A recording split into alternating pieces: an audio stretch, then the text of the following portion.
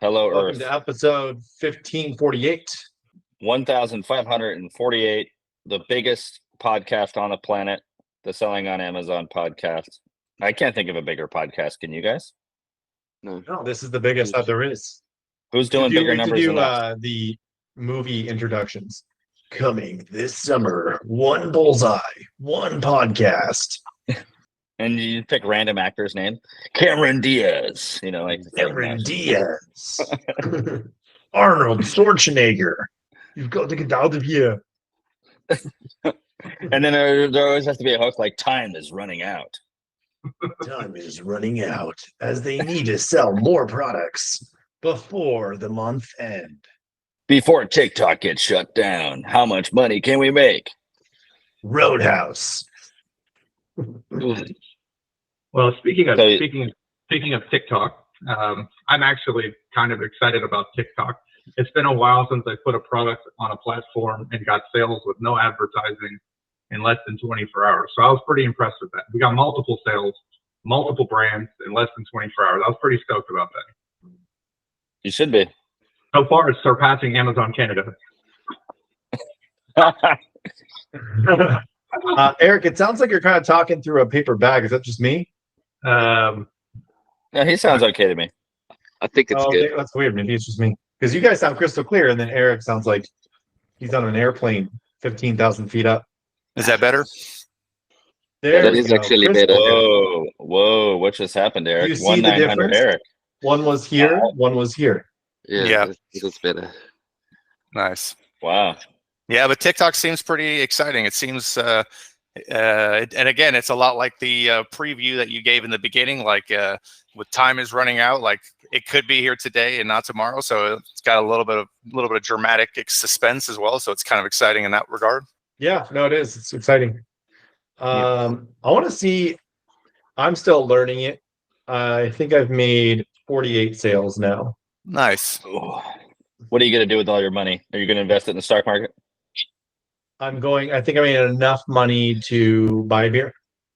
Yeah, I think so. I think you drink, so I'm just going to invest it into a beer company. There you go. Buy one stock. That's forward thinking. That's forward thinking. One stock of Bud Light. No, I was short Bud Light. I'll short Bud Light. That's funny. Well, Ryan and I were talking about beer yesterday, and I was asking what beer is popular in the Bahamas, because I'm interested in that kind of stuff. I want to know what's the beer all the islanders are drinking, and what's the name of it again? So there's Calic and Sands. Calic? Two different beers. Calic, K-A-L, and Sands. Yeah, I prefer Sands. It's like 3 ingredients, natural water, blah blah blah, and then there's Calic too. Both are very popular. Let's see. I'm going to find the Sands beer. Non IPAs. They are just regular lagers. Low alcohol. Is it? Oh, it's a Bahamian beer. 5.2% alcohol by volume. I bet it's delicious. It's good. It's good. I mean, it's super hot here, so you don't want anything too crazy. No, you don't want like an IPA. It's been like a year since I've had a beer. I kind of just thought about that. I need to actually go out and have a beer one of these years. Well, by the sounds of it, it sounds like you can afford one. So I can afford one. Yeah. Only a Bud Light though, for 99 cents at the ABC store, ABC liquor store. There's a lot that can be said there, Michael. I'm not going to say anything.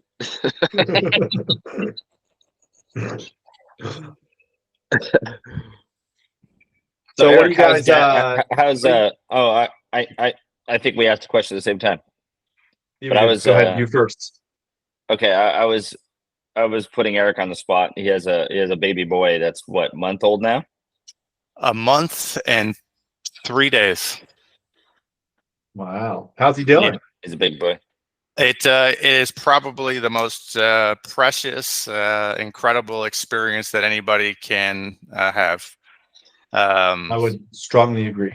Yeah, and regardless what everybody said, like the experience is something you have to actually do for yourself, because words can't actually create the experience. It's I don't know, holding him, looking into his eyes, and knowing that you're his whole world is kind of like it takes your breath away. That's a good analogy of it.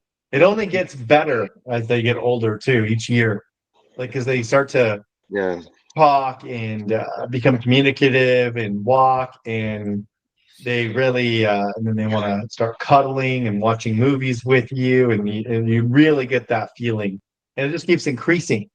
But it is what happens with a kid though is you kind of miss each stage, you know. It's like each month a new kid takes their place of the previous kid, and you kind of miss the old kid, but then the whole new kid is a whole new experience, and then each month you miss the previous kid that took the kid's place, you know. And so they keep growing up, and they're at different stages, and mine's 2.5, and having full conversations now, you know. But then That's of course incredible. we had baby fever when we missed that baby phase a lot, so then we made another one. So she's coming, the second daughter's coming the next month here, but because you just miss that stage. You miss it. Just cherish it, you know. Cherish each stage. Yeah, it definitely was I mean, the most fragile, like, human existence in that first day or week. It's like it almost like was hard to even hold it. I didn't want to break it. And they got that bobblehead, and like it's so precious. But it's magical, and so it's worth every minute, and it makes your life have kind of a bigger purpose and meaning. And so yeah, where is it, like, after going through all the nonsense with the labor and everything, I was like, Isabel, are you sure you want to have another one? And she was like, abso-fucking-lutely. Let's go. Let's go. By the way, right after birth is the most fertile time zone for a woman. Well, the doctor told us, and maybe it's kind of funny. She's like, all right, so for 6 weeks, she says, no boys, no toys, no whatever. And so we're kind of waiting. We got 6 weeks. So no boys, no toys. No boys, no toys. Yeah, 6 weeks to recover. Okay, this got. But after the 6-week period, it's like the fertile period. It's the most fertile you're going to get. Yeah. I mean, right now we're kind of in the we got 2 weeks till game time. Yeah. Yeah.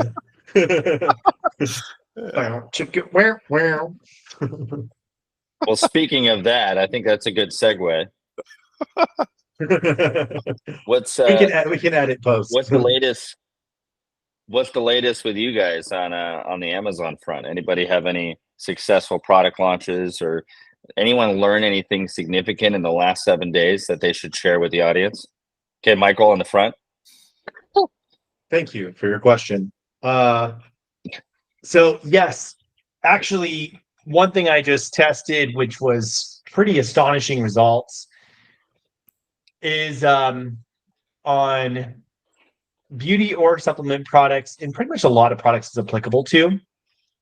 So I had a couple of examples of this and tested multiple versions of this. So you did a survey a while back about 89, I think it was 89% of shoppers are looking specifically for a product that matches to their search, right? They're start typing in vitamin C gummies. The product says vitamin C gummies, etc. Right? So I went, okay, well, products like that have multiple things that customers type in, different ways of saying it, or if some complex products have multiple attributes, right? Like vitamin C gummies with zinc. So what I did was, on those products or supplements or beauty, I simply added a box. The product didn't come in a box, but the box was purely for the main image for click-through rate.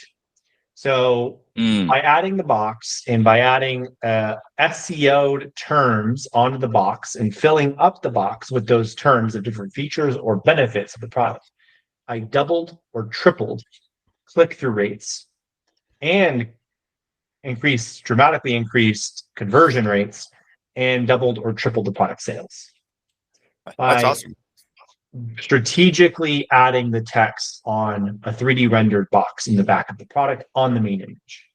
So example, like you're hitting those pain points or those things that they're looking for, and so when they're scrolling, it's hitting it gets the conversion of the click by having all those pain points or ingredients or things on the box.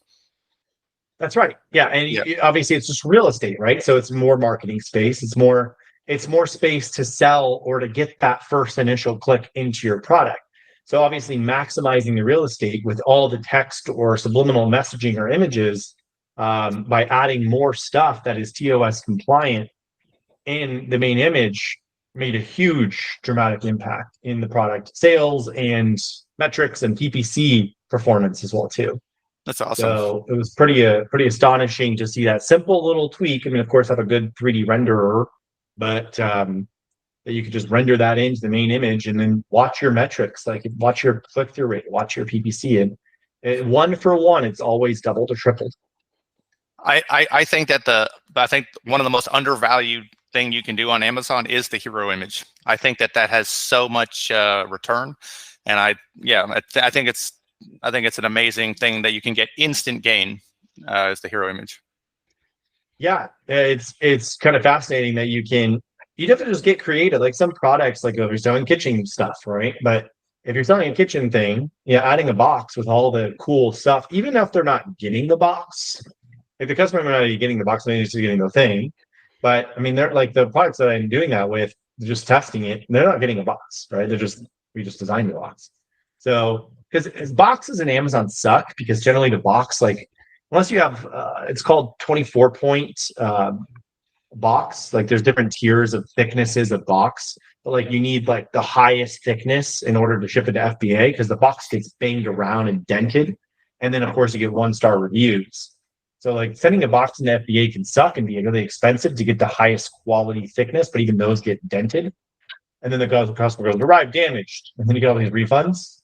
So that's the problem. And even though you want to like have a nice packaging, adding a box is a pain in the ass, but adding a box in the main image, and I've gotten no complaints. People are like, oh, okay, just the bottle arrives. Absolutely. I've even gone to the point where I put tennis players. I got vegetables flying all over the place. I mean, I'll put whatever I can get away with. I mean, I love the hero image. Yeah, the hero image it makes the product scalable because it's what causes traffic. Absolutely. Eric, you literally have images of like athletes running out of the box. Like Eric has like a picture of like a guy like literally mid running out of the like, this is going to be you if you take this. I mean, my designer gives it to me and I'm like, let's try it. It doesn't get taken down. Let's game time. Let's go. I mean, that's the game. Push it. Yeah. I think the relevancy of the text matching the search, because you can match like 5 or 6 searches on one main image, and that's I think the ultimate. There's obviously gimmicks you can do, and adding vegetables and water and or aloe or whatever you're selling, but and those are cool gimmicks for a click-through rate. A lot of people do that for sure, but I think combining that with hitting on 5 or 6 main search terms is deadly. Like you can take out all the competition. Yeah, we were at that event in New York last year, and they were dissecting a listing, and they were talking about looking at the hero image and making sure that you hit like everything that like answers the question about the product is on the label. Like your brand is not overwhelming. Like it says what the product is, what it does, what's it in. Like it's clear and approachable. And I think it's very important that your hero image is clear. And that's a mistake a lot of people make. They try to do too much. It's true. Yeah, you don't want to also go completely overwhelming by writing a novel on your image either, Like you don't want to just go and splash and be crazy and it doesn't flow and the customer can't even bounce out of the listing right away. Yeah. So there's a little sweet spot. It's a little sweet spot, very tiny. Yeah, I love. What are the 3 things? Like, what are the 3 things that really affect your click through? You have image, you have reviews, you have price. So that's right. And even before you talked about conversion rate, like when I'm trying to debug a product launch, I think how many times we've had this conversation. I don't start with the conversion rate. I start with the click through. That's right. I go, let's figure out how to get people to even walk in the door before we worry about are they going to buy. Yeah, the conversion of the click. Yeah, let's get the first goal is always sessions. Sessions is the first goal. Yes. So I think for anyone listening, if you're trying to debug a product launch or a product that's just slipping in rankings that used to be doing well and is no longer doing well, or whatever the scenario may be, your first priority is to look at the search page and how does your product do comparatively? Now realize your hero image is only as good as the guy next to you. If you're the only product in the category, you can have the worst hero image in the world and you're corner the market. But if you're one of 6,000 people in the category and you're all selling very similar stuff with very similar ingredients, your hero image is literally life or death. Yeah. And most categories are like that now. And we have half of our clients are in skincare or supplements, I think at this point, about 50%. Yeah. So Bullseye is managing the most competitive 2 categories in the entire, outside of electronics, Amazon. So I think we've gotten really good at having an eye for differentiation. So when we see a hero image stacked up against the competitors or the top selling competitors, it's really easy for us to be like, nah, this is not adequate. This ain't going to get the click. So that's kind of the first place to look. Yeah, you got to troubleshoot it from the beginning of the buying experience all the way to the end. Same with Facebook. You got to split test and troubleshoot it every instance of the. Is it the audience? Is it the ad? Is it the landing page? Yeah, the difference is like on meta ads or social ads.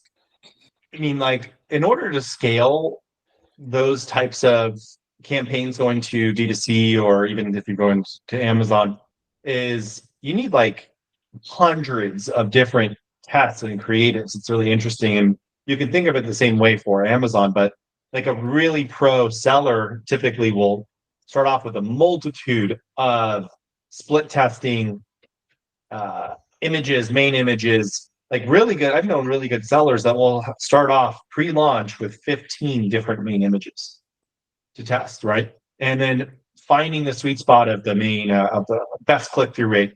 But it's same in all marketing. All marketing is okay. Let's like Meta is pre-advertising. Let's have 100 creatives to test, and let's see which one performs the best. Like I've known really strategic advertisers on social, and they'll just have these huge libraries of creatives to test. And then sometimes it's like you never know which one's going to perform the best, but someone's the most unexpected one.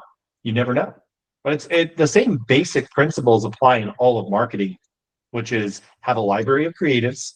You don't know which one, and don't be opinionated about which one you think is going to do the best, right? It doesn't matter. The audience will tell you.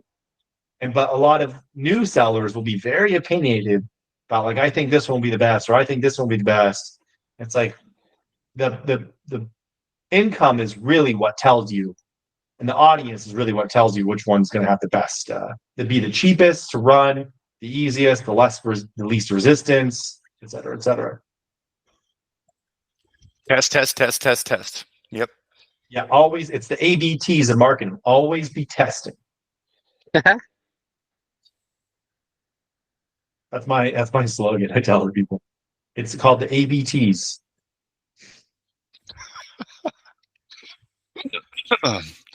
Any new things you would? I know you have a little bit more time in the game with TikTok. Any latest things you'd like to share, Michael? Yeah. Okay. So I've been learning a lot. I was on this little, I guess, mastermind thing the other week. But basically, in a nutshell, it's a really big quantity game. So it's about quantity versus quality in the beginning. So TikTok is going to be about number of creators featuring your product, and then there is a little bit of quality of the creator, like how related is the audience, what's their GMV, what is their what are their metrics, what are their engagement. So there's 2 things to sort of look at, but in the end, what you really want because of the randomness of the algorithm of TikTok, which nobody understands besides the programmers themselves. It's a lot of these guys that are generating millions and millions of dollars are reaching out to and engaging thousands and thousands of creators. Usually their minimum amount that they engage with is 100 GMV for the last 30 days. So they've sold something. They, have a history of at least a couple of sales, and so they are engaged in the affiliate program. What most people do is they do generate a bots. So there's a lot of bots out there for basically you program in specifically what you want for creators, and what kind of criteria you're looking for, what kind of GMV, what kind of engagement. The bot goes through and auto sends invites and into your program. So by thousands daily. And typically you get only about a 3 to 6% engagement rate. Some products that are very unique or already viral will have a 12 or 15% engagement rate. That's like already existing viral product. An unviral product is like 4 to 6%. So if you reach out to 1,000 people, you're typically going to get 40 replies. And out of those 40, you'll probably get only a handful that are going to work with your brand as an affiliate, right? And a lot of the reason why they're going to work with your brand is not based on what you said or how you said it. Most of them don't give a shit. They can care less.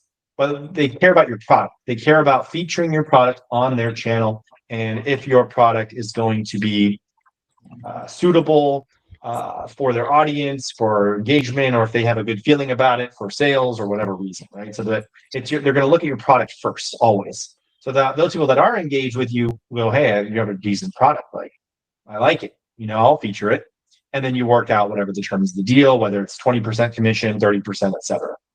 Usually they want at least 20. And then at that point, it's just more of a numbers game of getting all the people that you can get. And so there's different tiers. Like if you do want to get major people that have had 1 million plus viral hit videos, like people a lot of engagement, millions of views, millions of likes, typically you're going to pay them between $750 and $1,000. That's like about the tier you're going to pay them to feature your product. And then usually the creators that have hundreds of thousands, you're going to pay around $500. And then the creators that have maybe like 100,000, 50,000, you're going to pay them to like 250 and 250 and below. Is that plus the commission? You want to get a lot of. Is that plus the commission? Like on top of it? Plus the commission. That's right. Upfront fee plus commission. Okay. Remember that if you're selling on multiple channels. What are you finding the commission is? What? What are you finding the commission is that's successful? Like north of 20%? Like what are these guys doing? Nobody will do anything less than 20%. Yeah. Like it's unless you have like a super viral product that everyone wants in, you can go lower. But as a new brand, you're going to be at 20% is like the minimum. If you're going to go above that, you're going to get more people for sure, 25, 30. I mean, some people are going as high as 40. Remember that if you have like multiple sales channels like Target.com and Walmart.com and Amazon.com, there's a lot of trickle sales coming from those platforms with zero commission. So it's okay to be really high in commission rates because the idea is if you get a viral video, you're paying 30% commission. That's only commission for TikTok Shop. Yeah. So totally worth it. Totally worth it for 30% commission. Especially if you're going with a big influencer, you're going to pay $1,000 to. That will have a 500,000 views or 1 million views. Of course, you'll pay them 30% or even higher. But if you're only on TikTok Shop, that's going to eat a lot into your profit. So you might want to be diversified in multiple sales channels. If that's the case. Have you hired some of those higher GMV influencers for the 1,500 and if so, what results did you get? I have. And what results did you get? Not incredible. Yeah. Nothing to move the needle between 1,500 and 3,000. Good video, good quality, good messaging, but Yeah. Did they have consistently videos that were consistently hitting 1 million views, or just they had one video that hit 1 million views 5 weeks ago? They were generally over 1 million on most of their videos. And it's not like there were no sales, but did the sales equal the fee paid or better? Right. That's the question. Mm. And the answer is no. The thing, what I've learned is, this is where it gets really expensive. If you've hired one of them, it typically takes about 30 to 40 of them, of those types of guys with 1 million, the regular hits of 1 million views. You need about 30 to 40 of them, because only a few of them will actually go anywhere. And the ones that do make the whole thing worth it, because you're going to pay $30,000 for 30 or 40 creators, right? Sure. So if you pay $30,000, 30, 40 creators, and all of them are posting. But the thing is, when multiple or 30 or 40 are posting, that make the other ones better. So, and that's the strategy, is if you get one, you're probably not going to go anywhere. It's too little. You need 30 to 40 of those, paying them each at $750, and at the same time simultaneously posting. And that's what makes the brand as a whole get more traction and brand awareness across TikTok. And then, of course, more sales result. And the odds of one of them going viral are higher. But you got to front some cash, right? So that's the thing. It's cash. You're risking 30 But to 40K. how is it any different than? But how is it any different than Google ads or Meta ads? I mean, a lot of advertising is a total crapshoot. Look at DSP. Look at you look at Amazon TV ads that are running now. It's like you throw 10 G's, light it on fire sometimes. But let's go with 20 G's. That TV the ad difference is on TikTok, with one of those videos that gets 4 million views or goes viral, and then it can continue to spike. I got a video go viral before, and it kept sales in a super high range for months and months and months. So the trick is, if you do spend $30,000 on a handful of 30 or 40 high-level creators, plus another $30,000 or $40,000 on grassroots creators, the odds of you going viral on one of those videos is getting higher and higher and higher. And all you need is one, and the momentum for one on multiple platforms will keep you viral for quite some time, and then you can now use your virality to get more creators for cheaper. So in the end, it's a pretty low risk investment if you were to do it that way, but you have to put up $30,000 is the minimum to sort of create that grassroots movement. But the thing is, if you spend $30,000 on Meta ads, that result might not be the same, right? So you could spend $30,000 on Google and Meta over 3 months, $10,000 a month on ads, and you probably will not get millions of dollars in sales as a result. This way, you have a chance, a very high chance, and at least maybe you'll even break even because none of them really went viral, but you got some sales out of it, or you lost 10K. But for the chance to make millions in sales, it's a pretty good risk reward ratio if you have the cash. That's interesting. You're saying the X factor on TikTok is exponential in comparison. That's right. If you were to spend the same $30,000 on Google and Facebook, the X factor is way more. So therefore, that's why so many companies are, instead of paying Meta, or I'm sure they're also paying Meta a little bit, but they're throwing down hard on these types of campaigns for 60. Some companies are spending $1 million on creators monthly, but the return could be 5 or 10 million, right? So it's huge. Yeah. That's really, if you were to do TikTok correctly, that's really the orders of magnitude, the scale of how you would need to do it. Yeah, I have an interesting story about TikTok. I have an interesting story if you want to hear. So I honestly believe that TikTok is not only a great opportunity for sales, but it's also shaping our culture exponentially. So there's an artist called Oliver Anthony. I don't know if you guys have heard of him, but he's on tour with Kid Rock. He exploded out of nowhere. And the reason that he exploded is because somebody took a video when he was playing a song out in the country and put it on TikTok.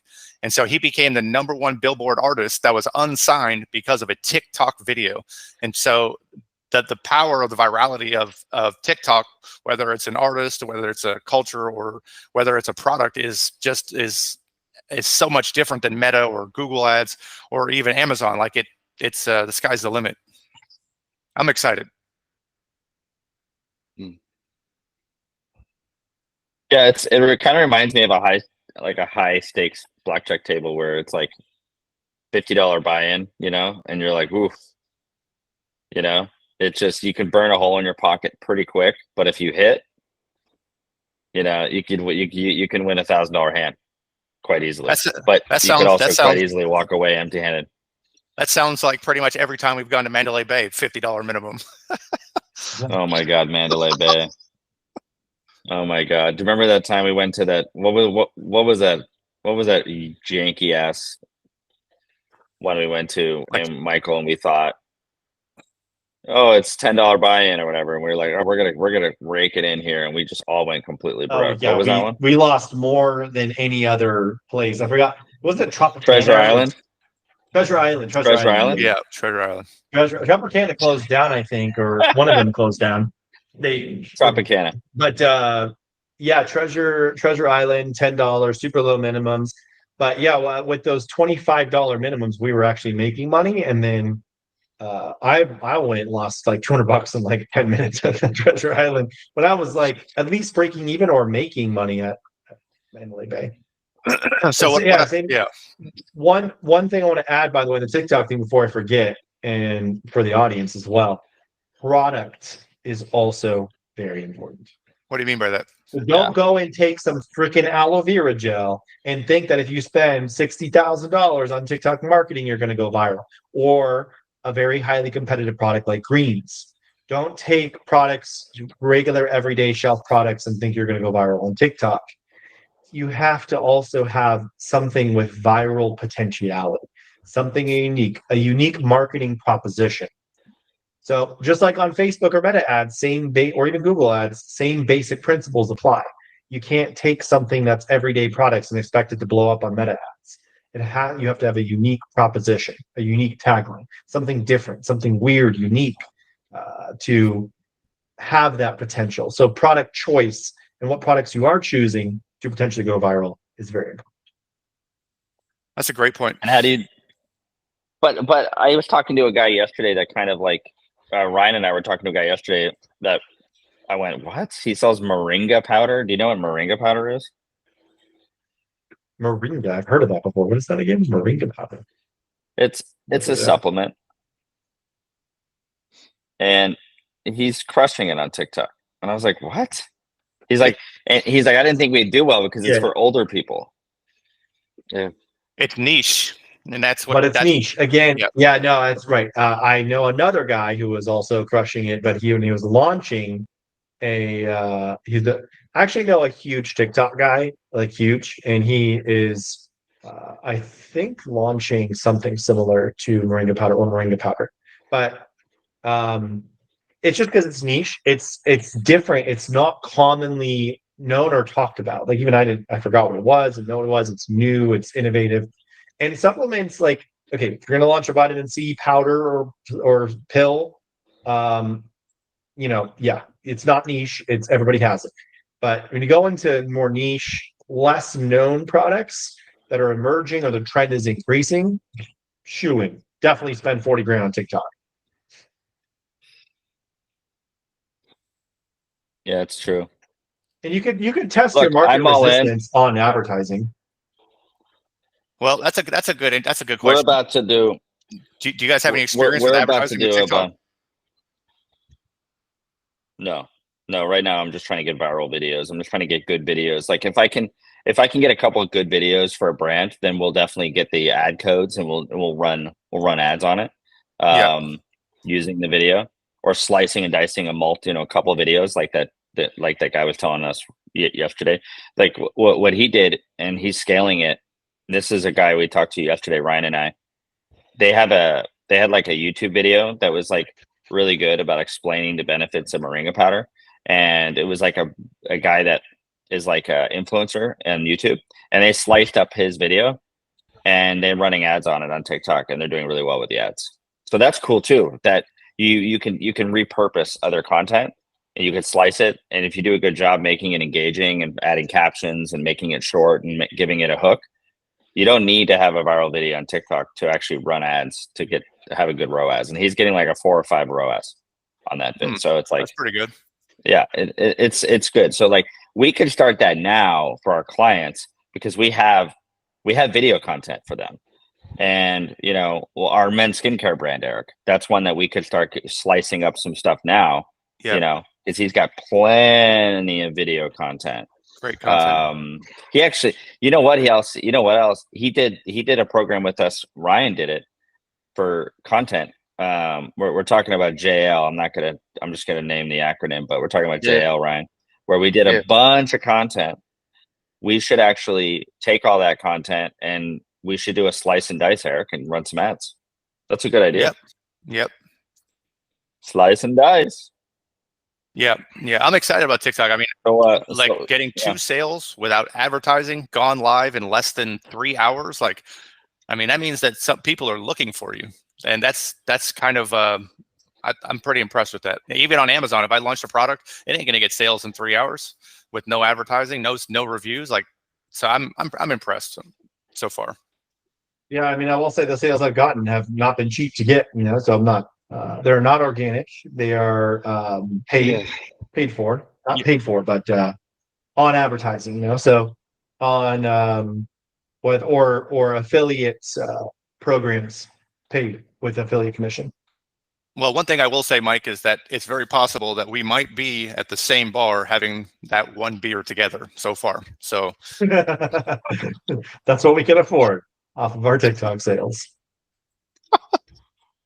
I know I'm working on it to get up to 2 beers now. So if you can get up to 2 beers, buy together around 2 rounds. It sounds great is we all go down to Bahamas this weekend and have a couple beers with Ryan. That sounds really nice. Have some sands. Yeah, it's a short drive. I can tell you now, this weekend's going to be great. We're only here for probably another 2 weeks, maybe 3, and we're going to be heading back to Florida for hurricane season. But this weekend's going to be great. It's going to be fantastic weather, spearfishing, fishing, wakeboarding. Can you come to Florida and teach me how to do that? I think it was kite surfing or whatever you were doing. The wing foiling. Wait, yeah, I want to learn how to do that. Do you have any videos you can share here on the pod? Do you have a video you can share on the pod? I think you do it best. No? It's on Instagram. Okay, pull it up. Pull it up. No, man, you pull it up. You share it. You do it. You do it. You do it.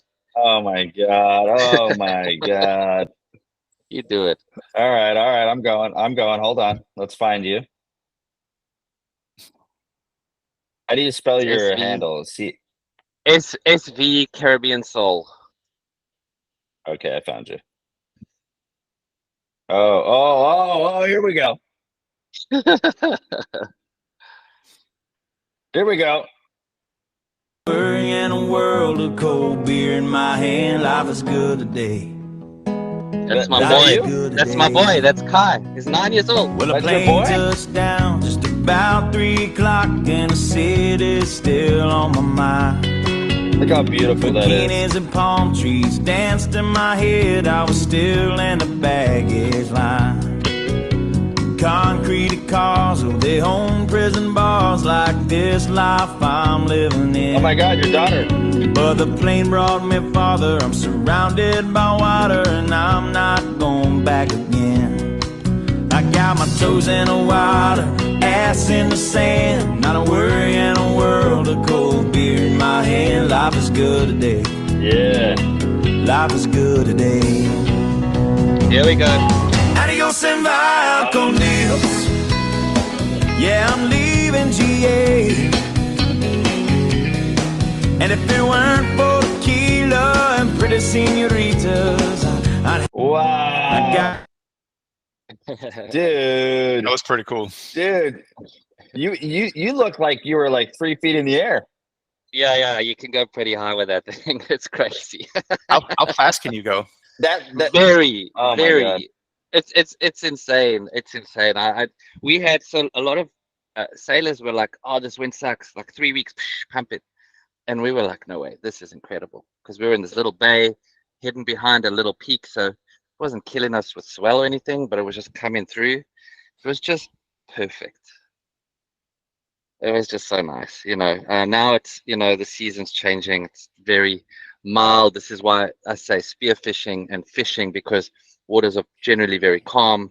I got my first 2 fish on a pole spear in the last 2 weeks. Incredible. You guys are living the life that people only dream about. I tell you, it's a lot of work. It's not like it's without work. It's a lot of work.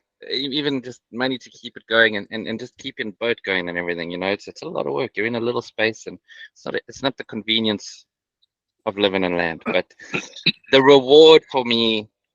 I mean, every time I say to my kids, and it is a choice, do you want to go to a school? Do you want to like live a different life? Is there somewhere you want to live? And they're like, no, absolutely not. I even asked them the other week, I was like, there's a window coming up to go back to Florida, which is now like this weekend and next. It's like a good little window. I said, should we go back early? No. we stayed for the next 2 to 3 weeks as long as we can. I was like, okay, as long as everyone's having fun. So yeah, I would love if anyone could come and join and just see and experience it. It's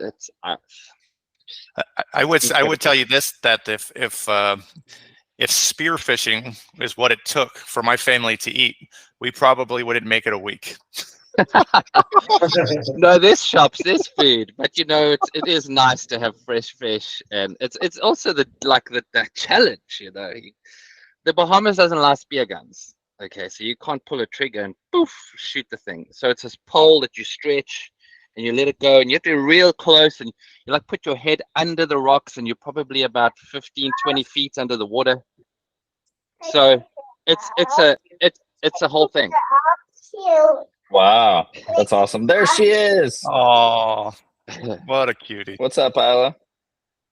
Yeah, she wants to take off her shoes. Her hair is getting so long now. She has like that long hair. Say hi to me. All right, well, that's a Isla, can you say bye-bye to all the audience? Because we're gonna end it now. Say bye-bye. Say bye-bye. Bye-bye. Oh, she's Bye-bye. blushing. She's like freezing. Why do toddlers freeze when you put them on the phone? Every time they all freeze. They're like, wait, did she froze it? Bye-bye. No, I'm saying like they freeze when you ask them to talk. It's funny. Bye-bye. Oh, yeah. Say bye-bye. Bye-bye. Bye-bye. All right. Well, this was another episode of the world's most popular podcast, the #1 podcast on the planet. And thanks to everyone for watching and listening. And say bye-bye. Bye-bye. Bye. She's not doing it. She's not doing it. Bye, everybody. There we go. She's doing it. Bye. Bye-bye. There she is. Bye.